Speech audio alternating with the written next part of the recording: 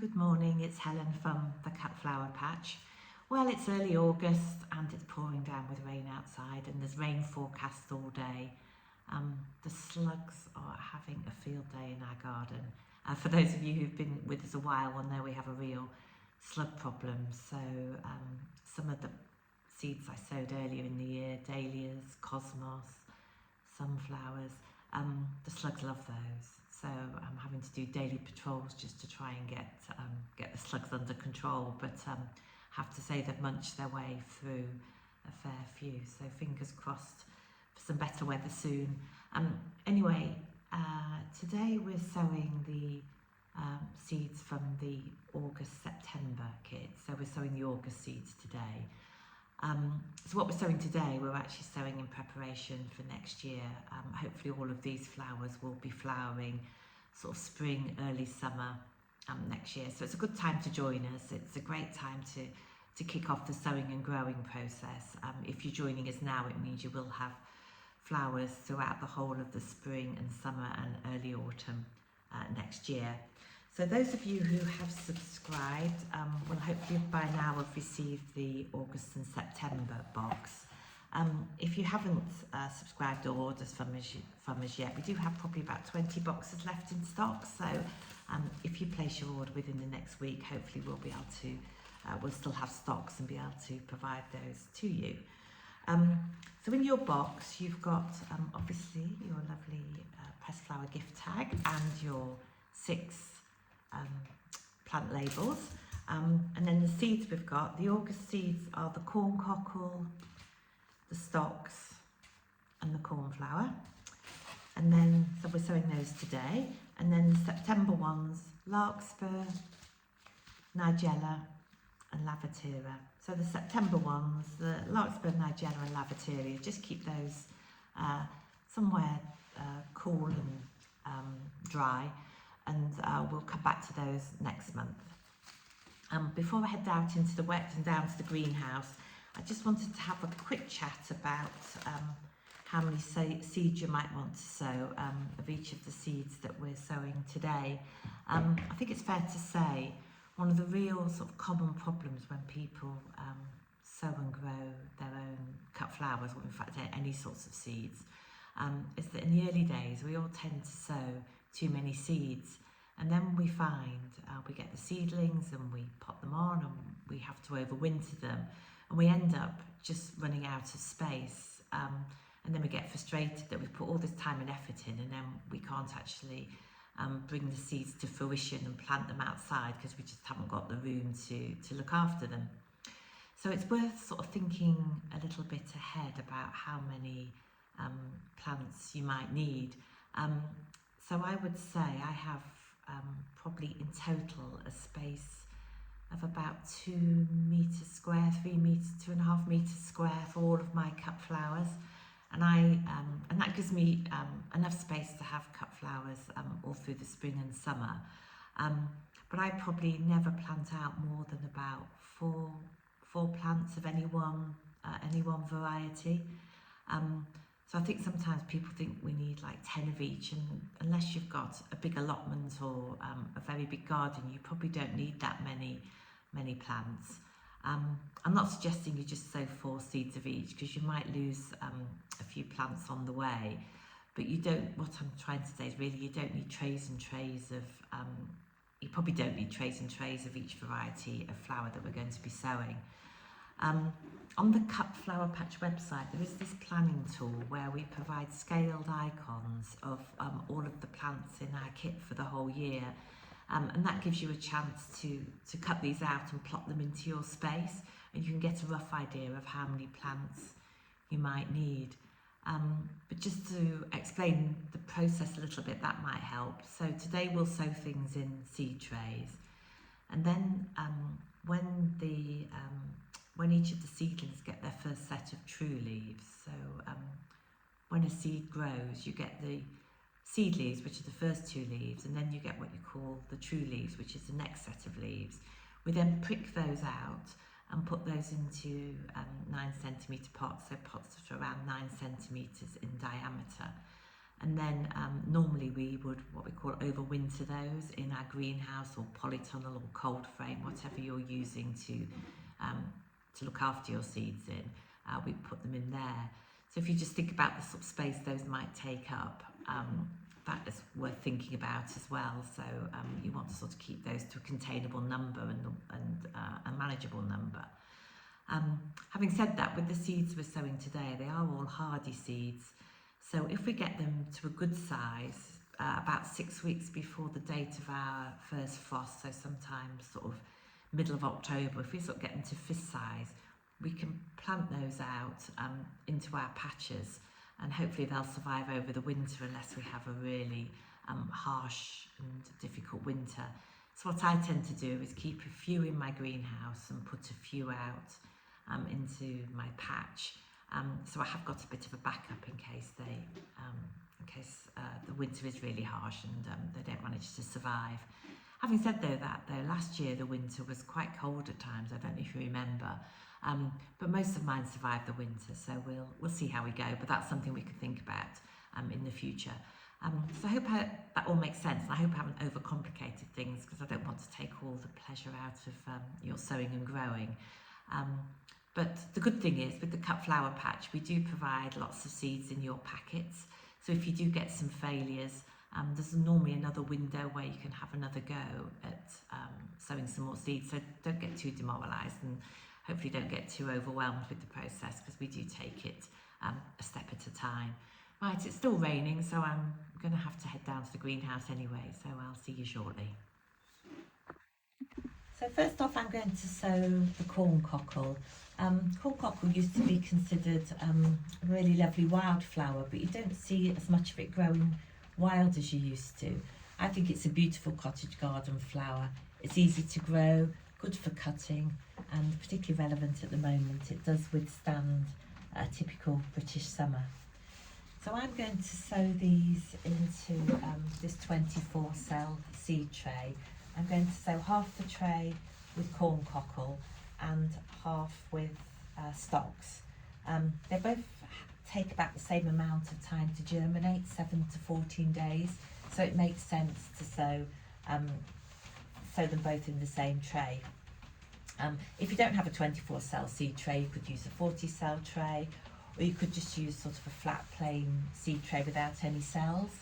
And there is an article on the Cut Flower Patch blog about how to make your own seed trays if you want to do that. So you can use plastic strawberry containers, plastic milk cartons, things like that. There's lots of things you can do to make seed trays. I've invested in these a few years back, and I've used them over and over and over again. So if you can, it probably is worth investing in some sort of cell tray like this one. It is worth noting, actually, if you are reusing trays, do give them a good wash in soapy water after you've used them and got rid of obviously the the seeds that are already in there, because you don't want to get sort of a build-up of fungus and things like that. So I give them a good wash in soapy water and rinse them, and that seems to do the trick. So I filled this tray with good quality multi-purpose peat-free compost. Please use peat-free compost, it is much more environmentally friendly. Some people prefer seed compost, but in the main I prefer a multi-purpose compost, but it's obviously up to you what you choose to use. You need to depress this slightly just to get rid of any air pockets that might have built up in the compost. You don't want to press it down really firmly, because you do want the air to circulate, because the seeds will need some air, but you do want to get rid of any significant air pockets. I've also sieved the compost just to get rid of any bigger pieces, any lumps and bumps, because obviously the seeds are small and you don't want them getting caught up in having to compete with big lumps of soil. I tend to water or moisten my compost before I sow the seeds. If you forget to do that, you can do that afterwards, but it's safe dislodging seeds if you do water it first. Another common problem, as I always said, is overwatering. So we're just looking to moisten it rather than soak it. So we just want the compost to sort of glisten slightly. So then you obviously need your seeds. They're quite a good size seeds, the Corncockle seeds. And we're just going to put one seed in each of the cells. So they're sort of quite a nice, decent size seeds to get your hands on. So if you just pop it onto the compost, just depress it slightly to make sure that it makes contact with your compost, and obviously place it in the middle of the cell. There we go. I do like, again, if you've been with me a while, you will know that I'm not a fan of the smaller seed. It's nice to have a seed that's reasonably easy to handle. So I'm going to put one of those in each of those cells. Then save your other seeds, because you can plant some more next month if you want to, or you can direct sow them in spring next year. Then we're going to just cover those slightly with the compost, and again just make sure it's making contact with the seed.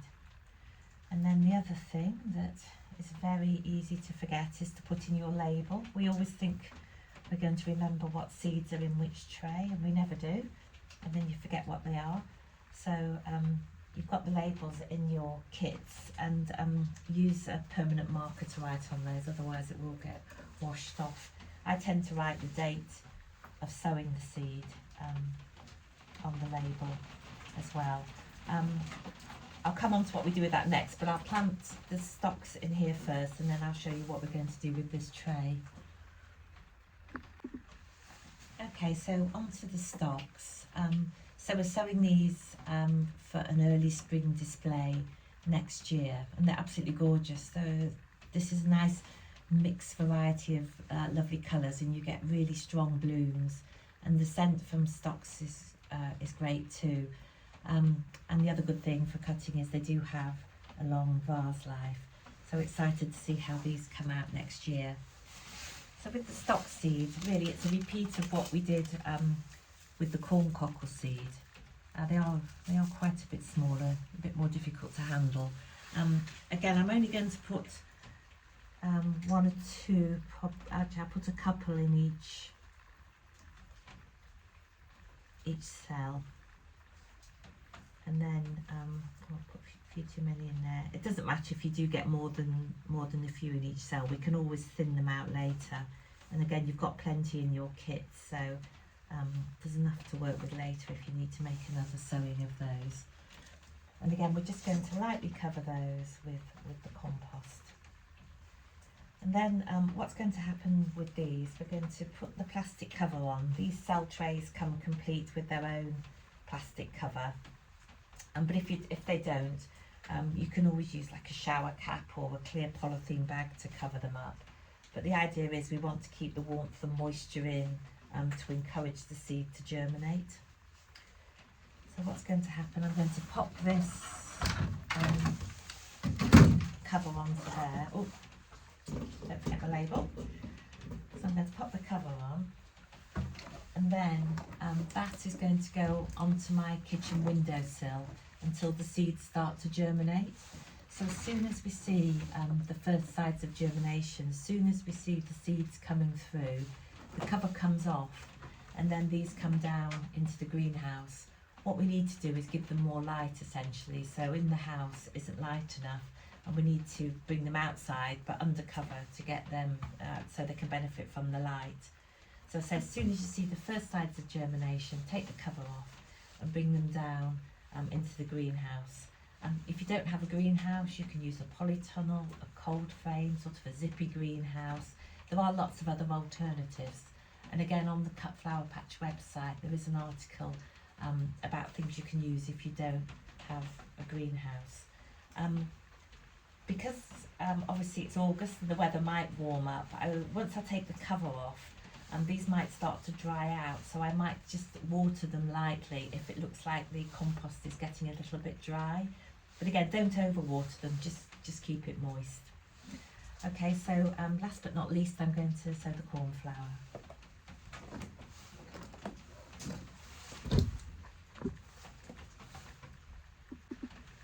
So the cornflower, so this is a real old garden favourite. As well as making a great cut flour, It's also a good one for the border too. So in this instance, I'm going to sow a whole tray of cornflower. I do put some in my beds in the garden as well as in the cut flower patch. Again, it's easy to grow.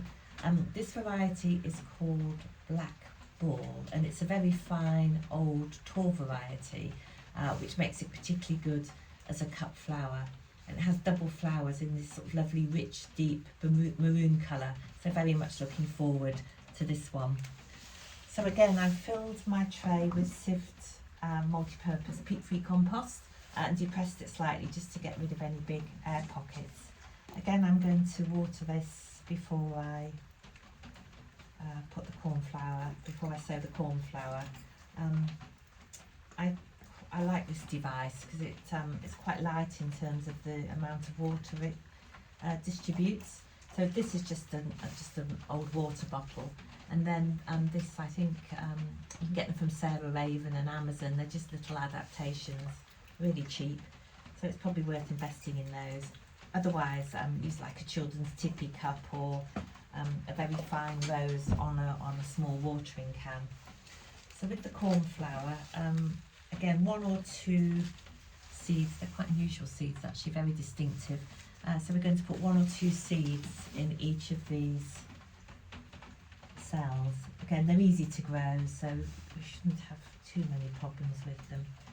I do have a bit, the slugs have been known to eat these, so I have had failures sometimes with my first sowing. But again, you've got plenty of seeds if your first sowing does fail. I'll finish this afterwards actually, I'm sure you don't want to watch me fill all of these. So again, I'm going to cover those lightly with compost, and then cover it. When I've done that, I'm again, like with the corncockle and stalks, I'm going to cover that with the clear plastic lid, or say if you don't have a lid, pop on pop in a plastic bag or put a shower cap over it. And then that's going to go onto the kitchen windowsill. And again, as soon as I see the first signs of germination, I'm going to take the cover off and bring it down into the greenhouse. The cornflower will probably take a little bit longer to germinate than the corncockle, probably 14 to 21 days. Sometimes though I'm surprised, and these things do tend to germinate quicker than the seed companies tell you that they are. So just keep an eye on it and bring it out as soon as you see the first sign of the seedlings coming through. Okay, that covers everything for today. I will be doing a sowing and growing update next week, so I'll email that to everybody so you can see how both my seeds that are currently, that were planted last year and earlier this year are doing. Then also I'll start a new sowing and growing update to cover the seeds we're sowing today and for the rest of the season. Okay, do email me or get in touch if you've got any questions. See you soon.